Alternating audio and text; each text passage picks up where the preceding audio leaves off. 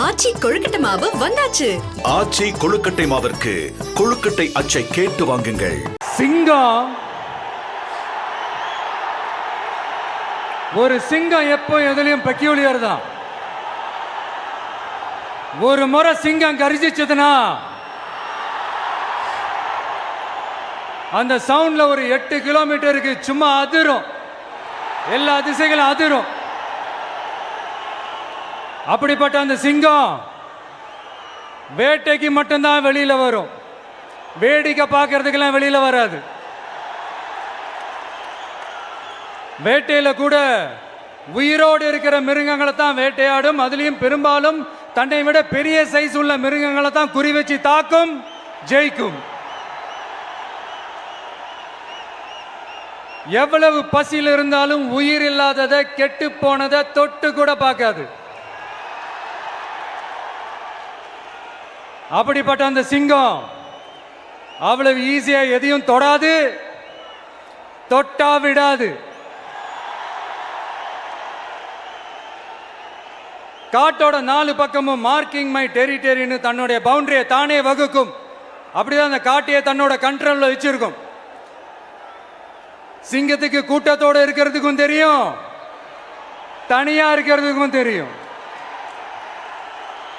அப்படியே தனியா வரணும்னு நினைச்சாலும் அஞ்சாம அலட்டிக்காம சும்மா கெத்தா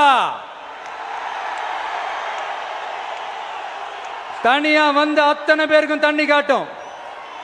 எப்போ எதிலையும் தன்னோட தனித்தன்மையை இழக்கவே இழக்காது. Yes, a lion is always a lion.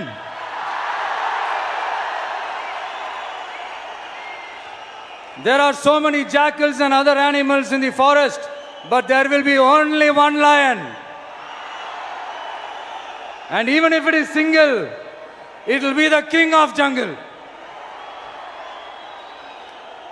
It is not only a description but also a clear declaration.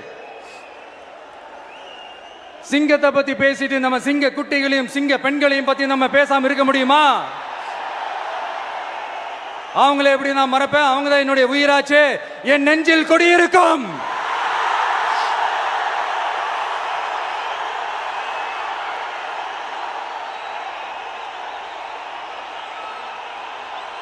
என்னுடைய தோழர்களுக்கும் தோழிகளுக்கும்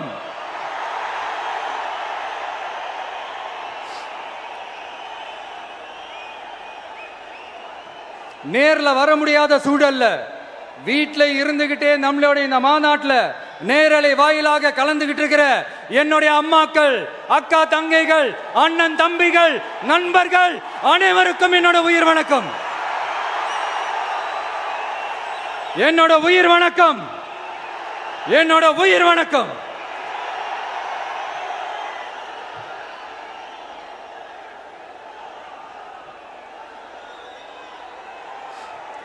வீரம் விளையும் மாமதுரை மண்ணை வணங்குகிறேன். இந்த மதுரைனாலே உடனே ஞாபகத்துக்கு வரது சீறி பாஞ்சி துள்ளி குதிக்கிற யாருக்கும் அடங்காத காளைகள் விளையாடுற அலங்காநல்லூர் ஜல்லிக்கட்டு தான். நம்ம வைகை ஆறுதான் அழகர் ஆத்துல இறங்குற வைபவம். மதுரை மீனாட்சி அம்மன் இந்த மண்ணோட உண்மையான குணம், உணர்வு பூர்வமான மண் இது. அது மட்டும் இல்ல, இந்த மண்ணில் வாழ்ற மக்களும் அப்படித்தான் உணர்வு பூர்வமான ஆளுங்க. நான் இந்த மண்ணில் கால் எடுத்து வச்ச உடனே ஒரே ஒருத்தரை பத்தி தான் மனசுக்குள்ள ஓடிக்கிட்டே இருந்தது. அவர் யாருன்னு உங்களுக்கும் தெரிஞ்சிருக்கும். சினிமானாலும் சரி, அரசியல்னாலும் சரி, நமக்கு ரொம்ப ரொம்ப பிடிச்சது புரட்சி தலைவர் எம்ஜிஆர் அவர்கள் தான். அவரோட பழகிறதுக்கு எனக்கு வாய்ப்பு கிடைக்கல. ஆனா அவரை மாதிரியே குணம் கொண்ட என்னுடைய அண்ணன் புரட்சி கலைஞர் கேப்டன் விஜயகாந்த் அவர்களோட பழகிறதுக்கு எனக்கு நிறையவே வாய்ப்பு கிடைச்சது. அவரும் இந்த மதுரை மண்ணை சேர்ந்தவர் தானே, அவரை மறக்க முடியுமா? தமிழ்நாட்டு மக்கள் உணர்வுபூர்வமா உண்மையா நம்ம பக்கத்திலே நிக்கிறவங்க, அதுக்கு ஒரு மிகப்பெரிய அடையாளம் தான் இந்த மதுரை மண். நம்ம தமிழக வெற்றி கழகம் கையில் எடுத்திருக்கிற அரசியலும் அப்படித்தான்.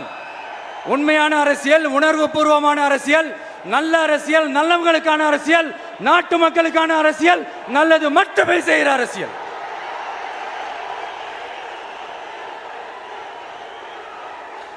இதோ நம்மளுடைய இந்த 2வது மாநில மாநாடு வாகை சூடும் வரலாறு திரும்புகிறது.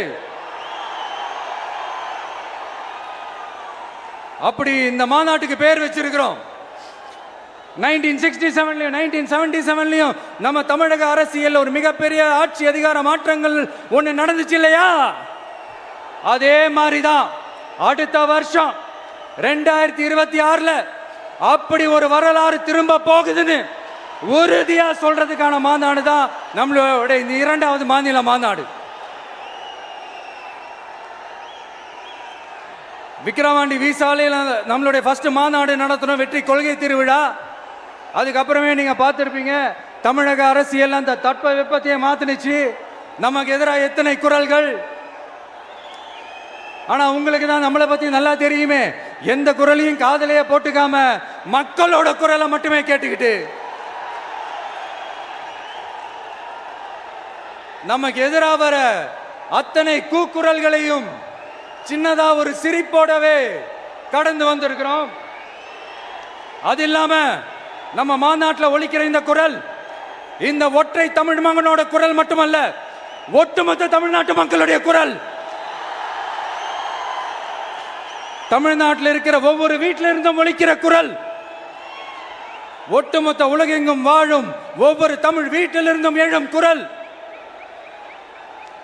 இந்த சினிமா என்கிற மாபெரும் கலை ஆயுதத்தின் வாயிலாக சாதி, மதம், இனம், பாலினம், மொழி கடந்து இந்த நாட்டின் மூளை முடுக்கெங்கும் ரசிகர்களாக இருந்து தோழர்களாக நம்மோடு பயணிக்க துவங்கியுள்ள அனைவரோடும் இணைந்த ஒவ்வொரு மனிதருக்காகவும் ஒலிக்கிற உரிமை குரல். மாநில உரிமைக்காக, பெண் உரிமைக்காக, சமூக நீதிக்காக, சமநீதிக்காக, மதச்சார்பின்மைக்காக உண்மையா ஒலிக்கிற குரல். அதனால் இந்த குரலுக்கு எதிராக இன்னும் இன்னும் எத்தனை எத்தனை குரல்கள் வந்தாலும் ஓங்கி ஒலிக்குமே தவிர ஒரு நாளும் ஓயவே ஓயாது. Yes, it is an unstoppable voice, an unstoppable force.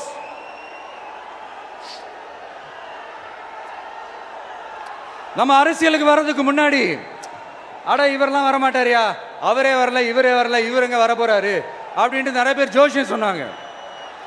அப்புறம் நம்ம கட்சியினுடைய பேர் அறிவிச்சதுக்கு அப்புறம் பேரு தானே அறிவிச்சிருக்கிறாரு, மக்கள் கிட்ட பேர் வாங்கணும்ல, அதெல்லாம் முடியாதுன்னாங்க.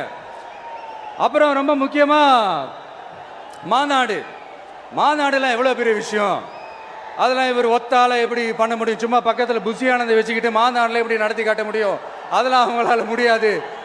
அப்புறம் மழை பெஞ்சு எல்லாத்தையும் எடுத்துரும். ஏன் என் கூட இருக்கிறவங்களே கூட தான் சொன்னாங்க. அதுக்கப்புறம் என்ன நடந்துச்சுன்னு உங்க எல்லாருக்குமே தெரியும். இப்போ புதுசாக ஒன்று சொல்ல ஆரம்பிச்சிருக்கிறாங்க. அது என்னடானா, ஆட்சியை பிடிக்கிறதெல்லாம் அவ்வளோ ஈஸி இல்லை இல்லையா.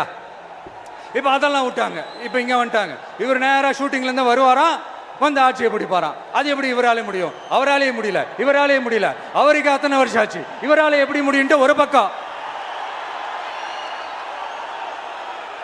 இன்னொரு பக்கம் கூட்டம்லாம் ஓகே தான், அது எப்படி ஓட்டா மாறும் அப்படின்றது இன்னொரு பக்கம். இப்படி கதை, திரைக்கதை, வசனம், இயக்கம், பாடல்கள்,